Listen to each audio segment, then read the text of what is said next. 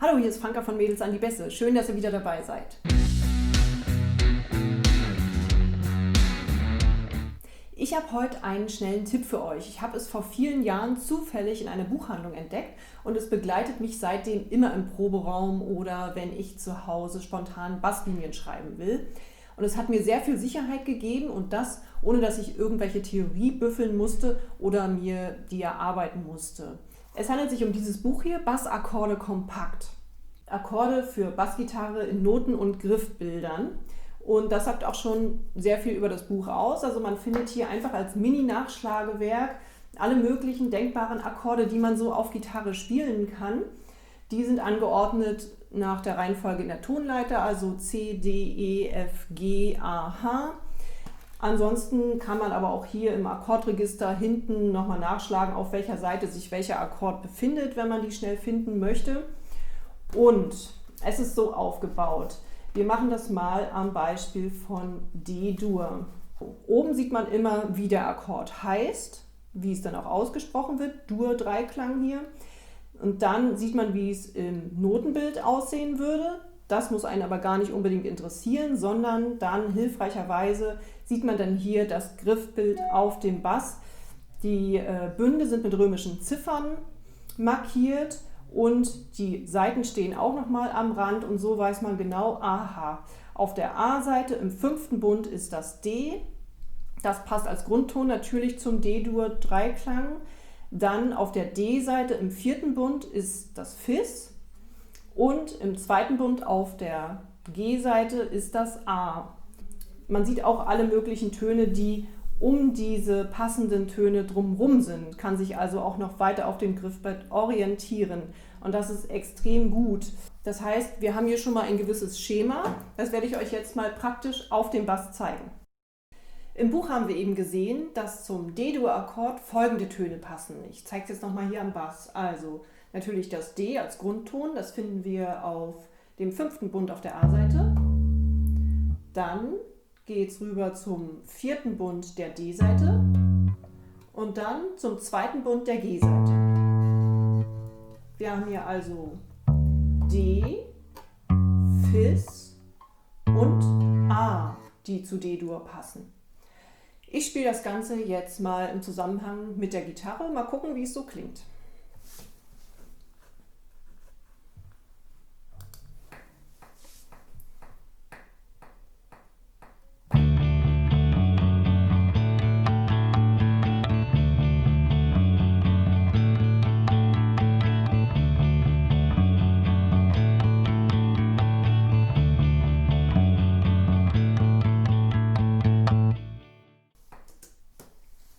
Ja, ich würde sagen, das passt auf jeden Fall ganz gut.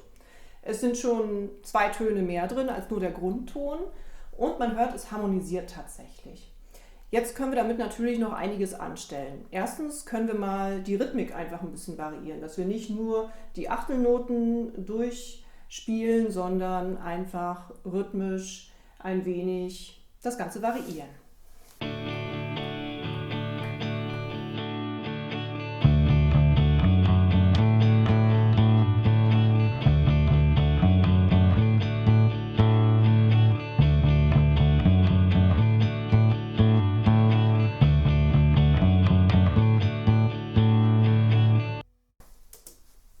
Ja, das war ein Beispiel. Aber natürlich könnte man auch die Reihenfolge der Töne verändern oder wenn man hochgegangen ist, nochmal runtergehen, wie man das eben möchte. Eine weitere Möglichkeit gibt es aber noch, das Ganze zu variieren. Wir wissen ja jetzt, dass Fis und A zu D-Dur passen. Und dementsprechend können wir jetzt ja gucken, wo auf unserem Griffbrett jetzt Fis und A noch sind. Denn es gibt sie ja in verschiedenen Tonhöhen auf dem Bass. Ja, zum Beispiel wissen wir, dass auf der E-Seite im 2. Bund ein ganz tiefes Fis zu finden ist.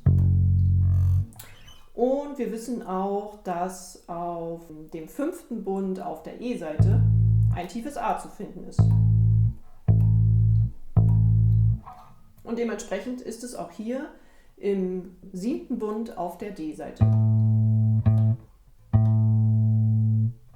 Und das Fis, das befindet sich auf dem 9. Bund auf der A-Seite. Das heißt, wir haben jetzt folgende Töne, die wir noch zur Verfügung haben.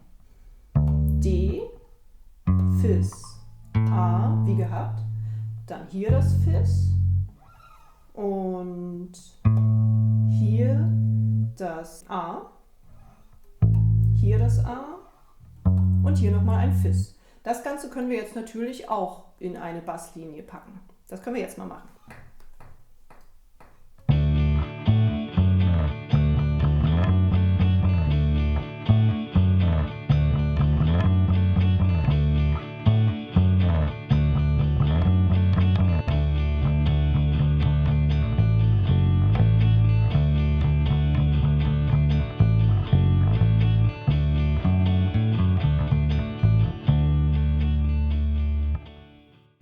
Und ein ganz wichtiger Tipp noch zum Schluss. Die Greifschemata, die kann man übertragen auf jeden Grundton auf dem Griffbrett. Das ist eine super Erkenntnis, die ich durch dieses Buch hatte. Das heißt, wie gesagt, beim D ist es dieses Greifschema. Ich kann aber auch das aufs E übertragen. E hier als Grundton und dann passen diese Töne zu E-Dur. Ich kann das auch hierher verschieben aufs H. H als Grundton und dann passen diese Töne zum H-Dur. Und so weiter. Das heißt, ich kann das mit jedem Grundton auf dem Griffbrett machen. Das gleiche ist es für Moll. Bei Moll ändert sich da nur eine Position, und zwar die Position des Mittelfingers. Wir machen also hier bei D-Moll nicht so, sondern so. Das heißt, hier ist das F. Und dementsprechend wäre es hier bei E folgendermaßen.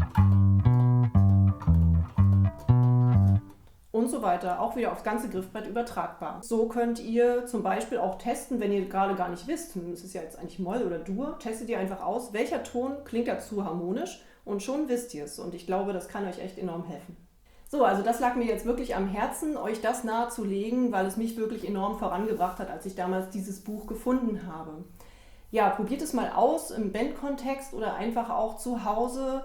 Sucht euch Gitarrenakkorde, zum Beispiel durch Programme wie GarageBand oder auf YouTube oder spielt irgendeinen eurer Lieblingssongs vielleicht mit, wo ihr wisst, das sind relativ einfache Akkorde und testet mal aus, ob ihr dazu vielleicht mit diesen Akkorden schon improvisieren oder eure eigene Basslinie schreiben könnt. Ich freue mich sehr, wenn ich auch nur 1, 2 Leuten von euch damit helfen kann und euch bestärken kann darin, nicht immer nur die Grundtöne zu spielen, sondern kreativ zu sein und euch da freien Lauf zu lassen. Und ich freue mich auch auf die nächsten Videos mit euch und vielen Dank fürs Zuschauen.